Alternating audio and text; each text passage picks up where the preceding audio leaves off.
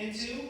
We just found this facility that had this big glass greenhouse in the back, and we thought, okay, we can work with this. But it was a lot of work. This place was really in bad shape when we took over in 2012, that you had to have your mother trees inside. And then from the mother tree, we create what we call an increase block. So from the known source, we make a block. That's where we get most of the budwood that we use to propagate our trees. And then we graft a scion onto it of what we want the variety to actually be. So that's what brought us here, and we've kind of worked through this production. What are you doing? What's in the middle? What's in the middle? Okay. So, I mean, this is kind of how this is what we do every day, right? So we take these little seedlings. So this is what these are. These are citrus seedlings. This is a rootstock. Okay, so we have 3 ladies that do our grafting. So they will take this, they'll make an angled cut with this, and then they'll take another cut of what we want the tree to be, a Meyer lemon, a finger line, and they put the 2 pieces together and wrap it with like a rubber band, basically. It's like a budding band.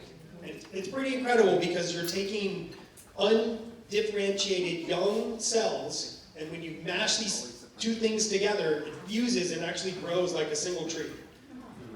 So these ladies, they can do about 700 trees a day each. Yeah. It's incredible. So we'll take these once they're grafted, and we'll plant them in these little pots, and we grow them for about 6 months, and that's the smallest size that we sell. So it takes about 6 months to grow the seed to where we can graft it, and then after we plant it, it takes about 6 months minimum to get it to where our first cell is. This size tree is like 2 to 3 years. So this is a long production process. Yep. But let me just say this, and I'll get your question. When we started this back in 2013, when the rules took effect, there were about 40 nurseries in California that produced citrus trees that had registered mother stock. And this last round of testing we just finished, there's only 17 of us left. Wow. Yeah. Does the seed come from a lemon? Does the seed come from a lemon? The seed comes from a tree that is, grown to produce seed. A lot of times they're citrus relatives. They're not even citrus, but it's closely related so that they grow together. The things that you use for rootstock have characteristics that are important for farmers, right? So if you're in the coast and you're growing lemons, you want to grow stuff on macrophylla because it grows fast and you get really good production. If you're in the mountains and it gets really cold, you want to grow stuff on trifoliate rootstock because it's more cold hardy. So the rootstock imparts a lot of characteristics into the plant. For us, what we use is something called C35. So it's a 74 rootstock that was developed by the University of California in about 1990. And it does really well whether you grow it at the coast or you grow it in the desert. So we like that because it's very broadly adaptable. Primarily for us, our products end up in people's backyards. We sell to retail. That's been our history, right? Great-grandfather Floyd, when he moved out here to California in the 40s, he was in retail. So he was always about looking at what's the next thing for the next season? What's the fashion? What's the color? And when he got out here, they actually moved to Carmel, and the thought was to come to Watsonville and get an apple orchard. And they started learning about grafting apples, and that you could graft them on rootstocks that would affect the size of the tree.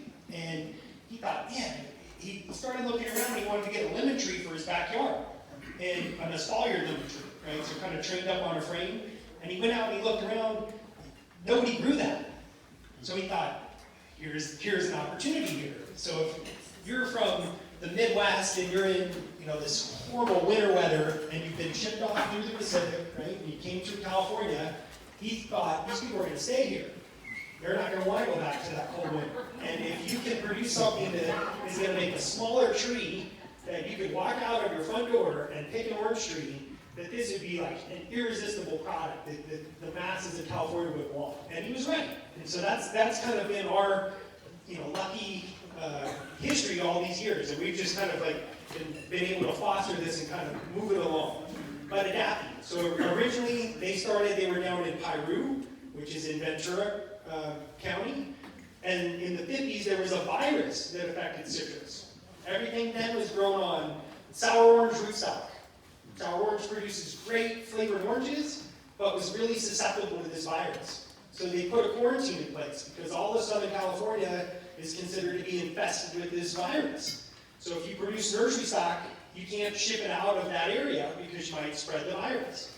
So that's when they moved the business up to Northern California, and the goal was to be isolated, because this is, again, something vectored by a bug. If the bug picks the disease up and then flies over and lands on a tree that's uninfected, it can pass the infection.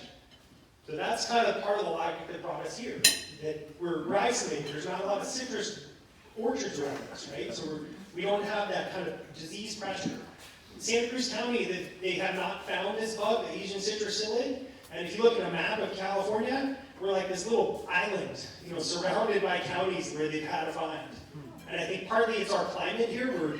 We're generally a little bit cooler, so you don't have kind of constant flushing. That's where this bug can lay its eggs and be active, is out of the very young growing tips. So down in Southern California, where you've got warm weather and the citrus is flushing all the time, it's just much more conducive environment for the bug to kind of be prolific. So that's, the big message in California was that the industry's got to get in front of this, right? You've got to deal with this problem before you let it get wild and get out of control on you. That's what happened in Florida. They didn't know. The bug came and they thought, well, we just have the bug and we don't have the disease, so it's not a big deal. That was 2005. The Florida citrus industry is like just plummeting. Their production has fallen off by like 80%. They're starting to close juice plants.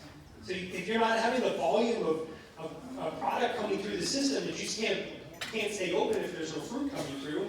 So you start losing the infrastructure of the industry all around it. So California has really been proactive. The growers in California tax themselves, the people that produce fruit, and it's about 40 cents on like a big carton. And they have a pot of like $15 million a year that they're using to try to fight the bug and eradicate the disease. So it's a big deal. Citrus in California is like a $3 billion a year industry. Towns like Visalia and Tulare, I mean, it's citrus, right? That's what does it. So we're really fortunate that I think the industry's been very proactive and gotten in front of this thing, and we've really been able to delay sort of the worst case scenarios from happening in California because of this proactive approach. And in the long run, the hope is that we're going to get some kind of resistant rootstock.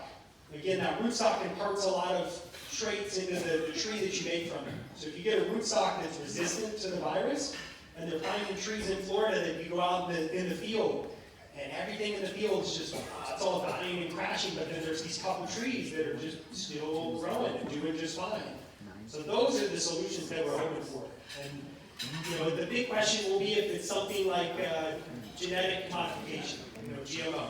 CRISPR-9 technology, where you go in and you're doing gene editing, you figure out what gene is affected by this virus, and you manipulate it so that it doesn't have that. So this is a big question for our industry, is will the public be willing to accept a genetically modified crop that is going to produce the fruit and not have any effects or have to use a lot of pesticides?